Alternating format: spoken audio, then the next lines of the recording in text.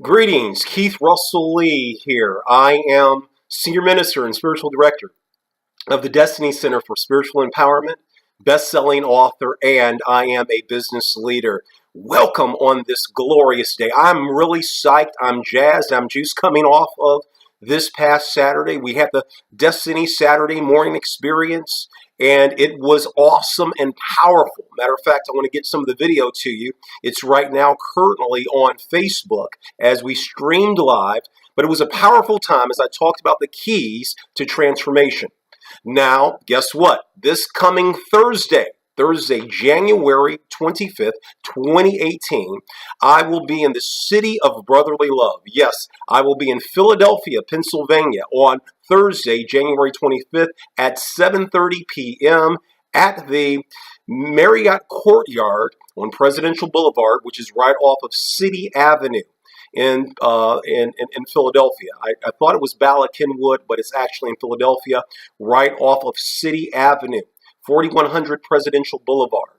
So I'm looking forward to seeing you this coming Thursday as I continue this dialogue on the keys to transformation. Listen, my friend, I want to talk about something today that's really important. Because a lot of times we talk about transformation, we talk about being, doing, and having. We talk about, being empowered. But what seems to happen once we make up our minds, what happens is we hit a wall. I do distance running. I ran several marathons. I'm actually this year looking to run in 5 marathons. That's the goal. And one of the things about marathon running that I was taught, and again, everything is kind of a taught, and it's a paradigm. It's a paradigm that people tell you. They say when you reach mile 20, you hit a wall. Boom.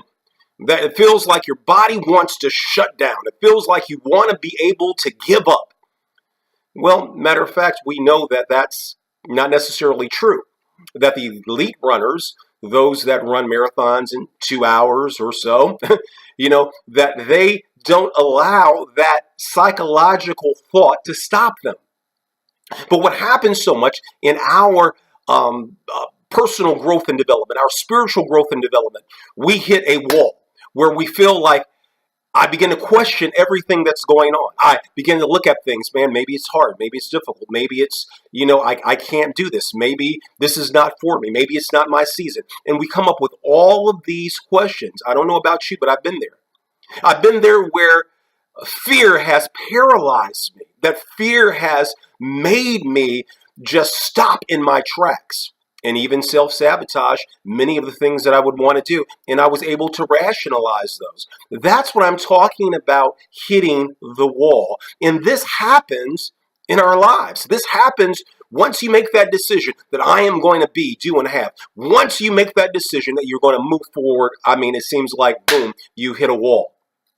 But I'm here to tell you, folks, it's all psychological. Remember, I shared with you this, that as a man thinketh in his heart, so is he. And the reality of the fact is that we have bought other people's ideas of life. And I want you to hear that. We've bought other people's ideas of life. Someone told us that this is the way life is. They told us this is what you are to expect. And we bought that as opposed to us being the authors of our own life.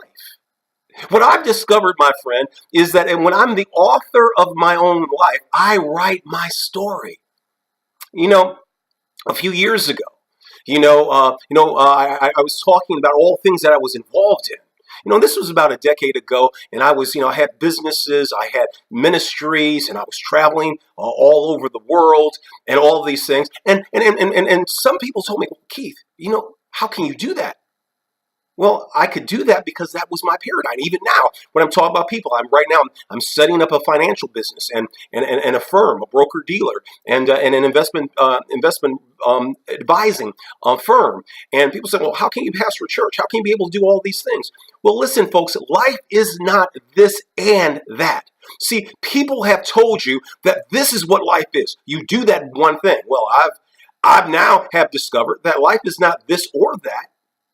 It's this and that I can do multiple things. It's called about getting a staff. You think about Richard Branson at Virgin. How many companies does he own? Over 100. Think about how many companies that Warren Buffett controls. But yet, many people in my circle have shared with me over the years that, well, you got to do this one thing and you got to do it well. Well, guess what? That's the recipe for being middle class. Because most people that I know that I'm in relationship with have multiple streams of revenue. Matter of fact, one of my dear friends has several businesses that he runs from his home office in Malibu overlooking the ocean, and several companies in various disciplines. Wow. See, that's what I'm talking about, folks. Life is not this and that. It's this or that. But you've got to feel comfortable and not allow that wall of fear to stop you. Because what happens is you begin to rationalize. Can I share a personal story with you? A few years ago, I was in South Africa.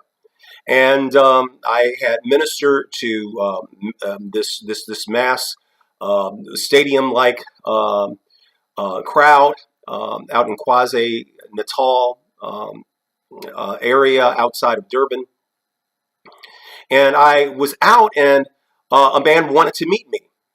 And he shared with me that he was getting some rights to some mines, and he was impressed by my ministry, and he wanted me to be in relationship with me and wanted me to kind of serve on his board, because he thought it'd be nice to have a minister and a person of international influence on his board. And I picked up the phone and I called a couple of people, very successful people. One person that's on Wall Street, was on Wall Street. He's retired now. And I shared, hey, this is what an opportunity that has been presented to me. And, I'm looking at maybe taking this opportunity. And he says, it doesn't cost me anything. I'm serving on his board. And he says, I will be compensated for that.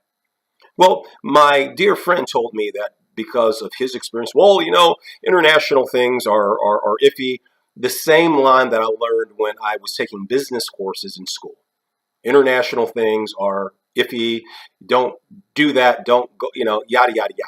Anyway, it never struck me that one of my heroes, Sir John Templeton, who was the founder of the Templeton Funds, which are now the Franklin Templeton Funds, which he beat Wall Street for like over 40 years.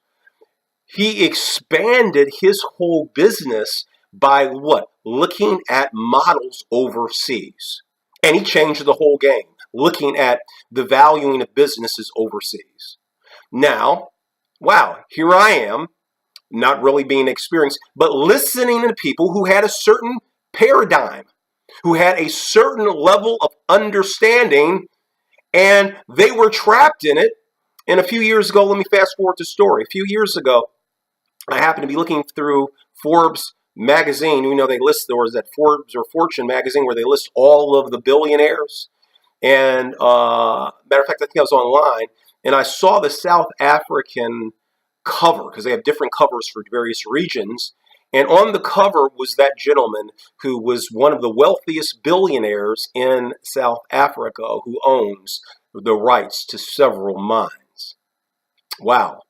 And you think about that. I could have been affiliated in relationship, but listening to people, hitting that terror wall, hitting the wall of fear, hitting the wall of I've got to ask somebody who I think knows, as opposed to trusting the God in me, trusting my instinct, trusting the lead of the Holy Spirit that was telling me, hey, go for it. But yet this person, because of their credentials, because of their success in their one area, allowed me to limit myself. And folks, I've rationalized it over the years. But the reality of the fact is I hit a wall. And I allowed that wall of fear to stop me. I can even talk about in terms of ministry. Because after my sabbatical, I was like, okay, I want to get going. My ministry is about a year or so delayed, or a year and a half or so delayed. Because you know why? I got in fear. Will I be successful? Can I do this? What are people going to think? You hit this wall of fear. But let me share this with you, folks. You've got to know that God has not given you the spirit of fear. That's what Paul tells young Timothy in the scriptures. He says this. He says, God, for the Spirit of God has not given us the spirit of fear, but gives us power, love, and a sound mind, or in the words of the NIV, self-discipline. So this idea of fear, is not of God. This idea of rationalizing these things. We've got to bust through that wall. And let me share the best way busting through the wall is just doing it. It's just simply you making up your mind and you say, I am going to do this thing. It's you saying, I am going to continue to go through, even though there's fear. And I've discovered this, my friend, that when you break through that wall, you realize that, man, I had nothing to fear at all. And God is right there with you, and you can go to a higher height as far as that is concerned. Well, listen, my friend, don't forget, January 25th, Thursday, January 25th, this coming Thursday, Philadelphia, the Marriott Courtyard, 4100 Presidential Boulevard, off of City Avenue. That's Route 1. Looking forward to seeing you. Go forth living with faith and power and continue to create that phenomenal life. I am Keith Russell Lee. Until next time.